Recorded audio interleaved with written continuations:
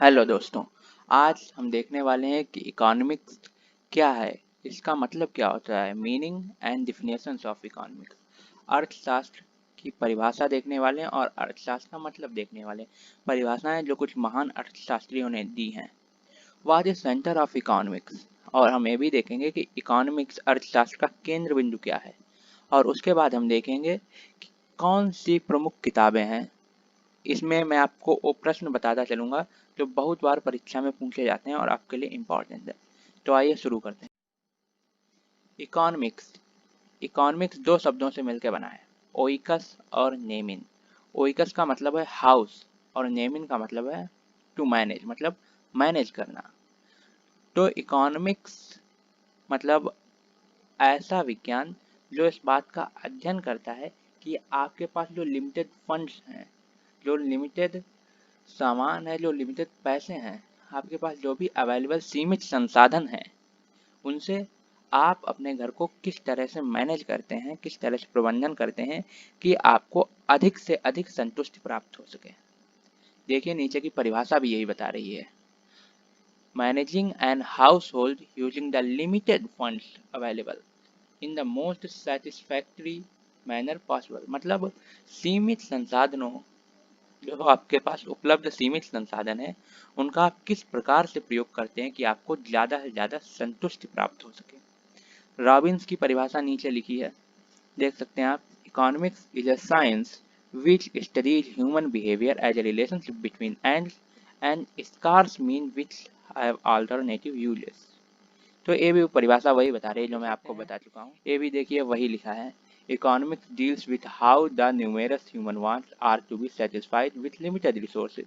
यहाँ भी देख सकते हैं आप, रिसोर्स जो हैं वो लिमिटेड ही हैं और ह्यूमन वांट्स मानव की इच्छाएं न्यूमेरस हैं, बहुत सी हैं। तो हम लोगों की इच्छाएं, देखिए नीचे लिखा है वांट। मनुष्य अपनी इच्छा को संतुष्ट करने के लिए प्रयास करता है, एफर्ट। और उसके बाद जब वो प्रयास करता है तो उसे सेटिस्फैक्शन मिलता है। और जब एक इच्छा उसकी संतुष्ट हो जाती है तो उसकी कोई दूसरी इच्छा जाग जाती है, तो उसके लिए फिर से प्रयास करता है। सेटिस्फैक्शन के बाद दूसरी इच्छा, उसके लिए प्रयास करता है, फिर उसे सेटिस्फैक्शन मिलता है, और यही क्रम चलता रहता है। Thus the science of economics center on want, effort and satisfaction। तो आप देख सकते हैं, इस यहाँ पे लिखा है कि इसे ही इकोनॉमिक्स का केंद्र बिंदु कहा जा सकता है। और हम सब अपनी इच्छा को पूरी करने के लिए, अपनी ज़रूरतों को पूरा करने के लिए काम करते हैं, जिससे हमारे देश की इकोनॉमी चल रही है। आगे बढ़ते कुछ प्रमुख परिभाषाएं जरा देख लीजिए, मैं आपको समझाता हूँ इन परिभाषाओं के बारे में। Adam Smith, father of economics, इन्होंने जो परिभाषा दी थी, वेल्थ डिफिनेशन, धन संबंधी परिभाषा। तो इन्होंने कहा था कि मनुष्य जो काम करता है, जो कर्म करता है, वो धन की इच्छा से करता है। मनुष्य, उनका कहना था कि मनुष्य जो काम करता है वो किसी दूसरे के लिए नहीं करता है। जैसे उनका मतलब था कि हमारी सेना के जो जवान सरहद पे जा रहे हैं, वो इसलिए नहीं जा रहे हैं कि उन्हें देश की सुरक्षा करनी है, वो इसलिए जा रहे हैं कि उन्हें पैसे मिलेंगे। तो इसमें इन्होंने इकोनॉमिक्स को वेल्थ डिफिनेशन दी थी, डिफिनेशन ऑफ वेल्थ। इनकी पुस्तक का नाम याद कर लीजिएगा, an inquiry into nature and causes of wealth of nations, बहुत पूछी जाती हैं। और याद कर लीजिएगा, Adam Smith, father of economics, यही अर्थशास्त्र के पिता हैं। इनकी इस परिभाषा की बहुत आलोचना हुई थी, क्योंकि इन्होंने सिर्फ धन पर ही जोर दिया, इन्होंने मानव के कल्याण पर कोई जोर नहीं दिया। सपोज आप खुद ही सोच के देखिए, अगर मैं आपसे कहूँ कि आपको मैं 1 लाख रुपए दूंगा, तो क्या आप अपने आप को गोली मार लेंगे? शायद नहीं। तो इन्होंने इस बात पे कोई जोर नहीं दिया, इन्होंने धन के ऊपर जोर दिया है। इसीलिए रस्किन और कार्लाइल ने इनकी आलोचना करते हुए इकोनॉमिक्स को घृणित विज्ञान बता दिया।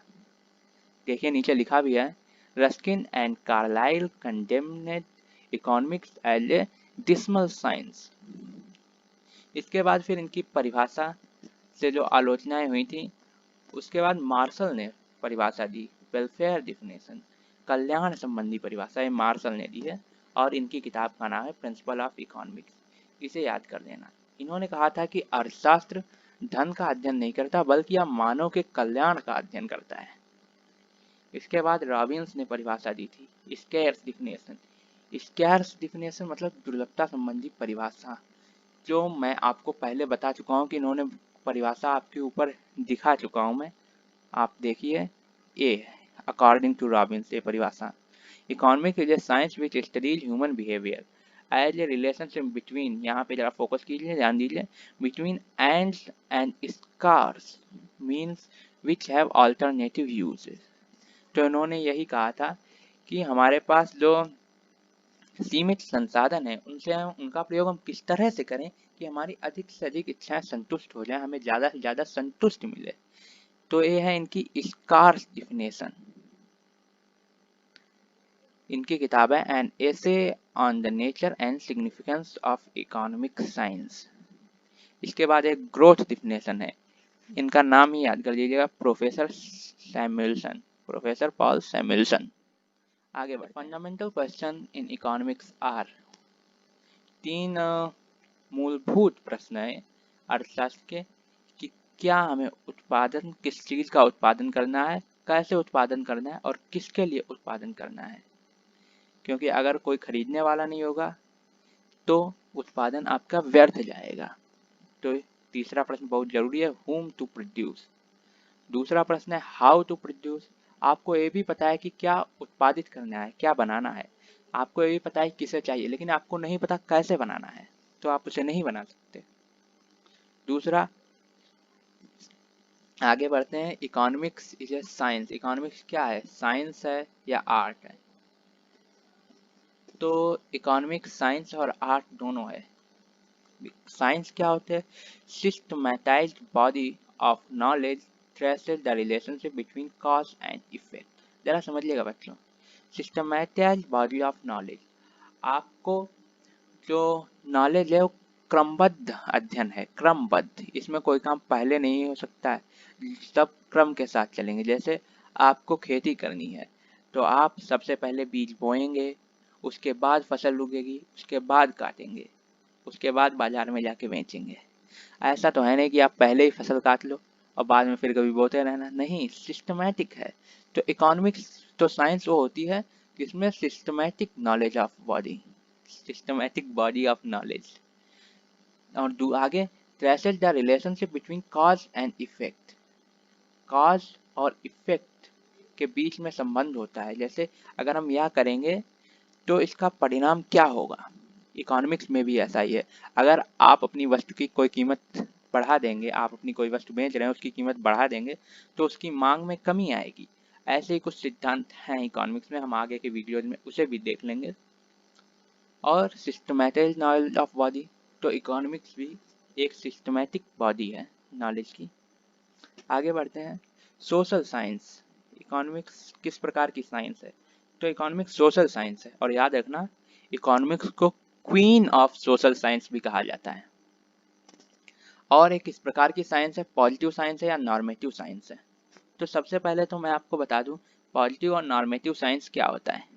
पॉजिटिव साइंस होता है व्हाट इट इज, क्या है, क्या है। जैसे मैं कह रहा हूँ कि बेरोजगारी दर 10% बढ़ गई, तो एक पॉजिटिव स्टेटमेंट है। इसका ये मतलब नहीं पॉजिटिव कुछ खराब या अच्छा है, इसमें खराब अच्छे से कोई मतलब नहीं। और दूसरा है normative science, what it ought to be, क्या होना चाहिए। जैसे मैं यहाँ कहूँ 10% बेरोजगारी दर बढ़ना बहुत बुरा है, तो यह नॉर्मेटिव है। इकोनॉमिक्स क्या है, यह दोनों तरह की साइंस है, पॉजिटिव साइंस है, नॉर्मेटिव साइंस है। Art, science teacher us to know, science विज्ञान हमें बताता है, विज्ञान हमें जानकारी देता है। The art teachers us to do, और आर्ट हमें बताती है कि करना है। तो क्या है, इकोनॉमिक्स साइंस और आर्ट दोनों है, क्योंकि इकोनॉमिक्स के सिद्धांत कुछ लोग ज़्यादा अच्छे से अप्लाई कर पाते हैं। तो इसके बाद थैंक्स फॉर वॉचिंग, आपका बहुत बहुत धन्यवाद कि आपने वीडियो को लास्ट तक देखा। अगर आप आने वाले वीडियोज़ का नोटिफिकेशन चाहते हैं तो चैनल को सब्सक्राइब कर दीजिए। Thank you.